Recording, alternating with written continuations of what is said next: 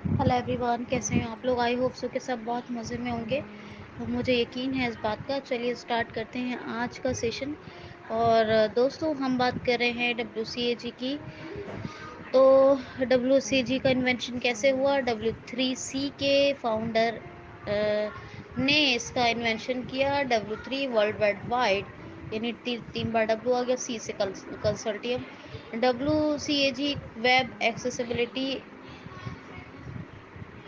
Web content accessibility guideline. क्या? Web content accessibility guideline. पहला version आपको बताया 1999 में आया, जिसमें गाइडलाइंस थी, कन्फॉर्मेंस लेवल भी थे और क्राइटेरिया थे। कुछ चेंज हुआ और उसमें 2008 में आया सेकेंड वर्जन, और थर्ड आया 2018। हम दो को फॉलो करते हैं, 2008 को और 2018 को। किसको? 2008 को और 2018 को। जिसमें क्या बताया मैंने आपको, इसमें 13 गाइडलाइंस हैं, 78 क्राइटेरियाज है। याद रखिएगा कितना है, 13 गाइडलाइन हैं, 78 क्राइटेरिया हैं, और कुछ कन्फॉर्मेंस, लेवल ऑफ कन्फॉर्मेंस रखे हैं, जिसमें कि 3 लेवल ऑफ कन्फॉर्मेंस हैं एक नंबर पर। यानी फर्स्ट है ए का मतलब है मस्ट, सिंगल ए यानी मस्ट। सेकंड है डबल ए जिसमें आता है शुड। और तीसरा है ट्रिपल ए इसमें आता है मे और कैन, मे और कैन। तो मस्ट, शुड, मे, कैन। ठीक है। तो ये कन्फॉर्मेंस लेवल है। तो MSMC कैसे याद रखेंगे? लेवल 1 में मस्ट है कन्फॉर्मेंस लेवल में, सेकंड लेवल में शुड है, तीसरे में है मे और कैन। तो MSMC, मे कैन थर्ड यानी ट्रिपल ए में है। और बहुत मेन चीज़ के 4 प्रिंसिपल हैं। क्या है? 4 प्रिंसिपल हैं, जिसमें कि मैं आपको बता देती हूँ कौन कौन सा है। उसका फुल फॉर्म याद रखना है आपको। पहला है परसीवेबल, दूसरा है ऑपरेबल, तीसरा है अंडरस्टैंडेबल, और चौथा है रोबस्ट। तो परसीवेबल, ऑपरेबल, अंडरस्टैंडेबल और रोबस्ट, इसकी फुल फॉर्म है, यानी शॉर्ट फॉर्म, इसकी शॉर्ट फॉर्म है पोर, POUR, पोर। तो अब क्या आपको समझ में आया? WCAG कोई छोटी चीज़ का नाम है क्या? नहीं।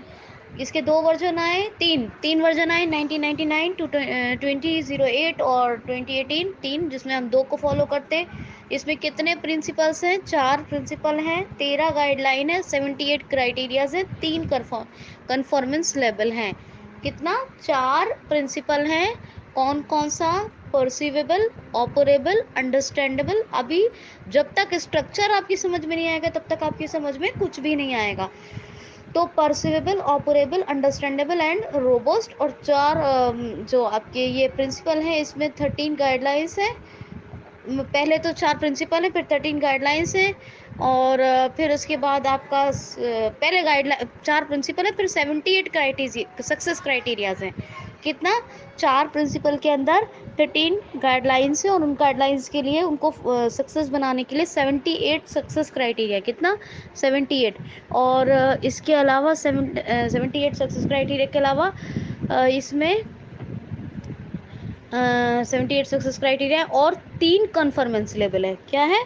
3 कन्फर्मेंस लेवल है। ये इतना आपको याद रखना है। तो web content accessibility guidelines, W3C के स्कूल के जो फाउंडर हैं, उन्होंने इसका इन्वेंशन किया। 3 वर्जन आए, 1999 में, 2008 में, 2018 में। हम दो पे हम अपना फोकस करते हैं, 2008 एंड 2018। जो 1 पॉइंट, यानी एक आया 1.0, 2.0 और 2.1। तो 1.0 जो आया था वो 1999 में आया था, 1.1 जो आया है वो 2008 में आया है, और सॉरी, हाँ, 1.0 1999 में, और 2.0 जो आया वो 2008 में, और 2.1 जो आया है वो 2018 में आया है। इसके बाद फिर 13 वो 4 प्रिंसिपल हैं। कौन कौन से? परसिवेबल, ऑपरेबल, अंडरस्टैंडेबल एंड रोबस्ट। और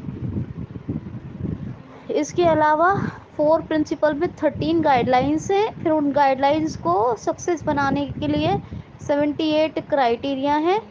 सक्सेस क्राइटेरिया और उनके लिए कुछ लेवल ऑफ कन्फर्मेंस है, जो 3 लेवल हैं, ए मस्ट, फिर डबल ए शुड, और ट्रिपल ए मे और कैन। तो एम एस एम सी तो 2 याद रखिएगा, पोर POUR प्रिंसिपल के लिए, और ये MSMC 78 क्राइटेरियाज के जितना हो सकता है मैं आपको बताऊंगी, उसमें जितना याद रख सकते हैं आपके लिए अच्छा है। तो ये आपका WCAG का स्ट्रक्चर है। अभी हम इसी के बारे में बात करेंगे, चीज़ों को तो बाद में ही समझेंगे। किसके बारे में बात करेंगे? WCAG के स्ट्रक्चर के बारे में। अगर आपको ये पता नहीं है तो आपको कुछ भी पता नहीं है, ठीक है। वेब एक्सेसिबिलिटी का बहुत बड़ा इम्पोर्टेंस है, इसके बिना कोई भी चीज़, कोई भी डिसेबिलिटी कंप्लीट नहीं है, ठीक है। तो याद रखना, और वेब एक्सेसिबिलिटी का कोई अस्तित्व नहीं है without of WCAG। WCAG means web content accessibility guidelines. तो एनफ फॉर टुडे, कल मिलते हैं। Thank you so much.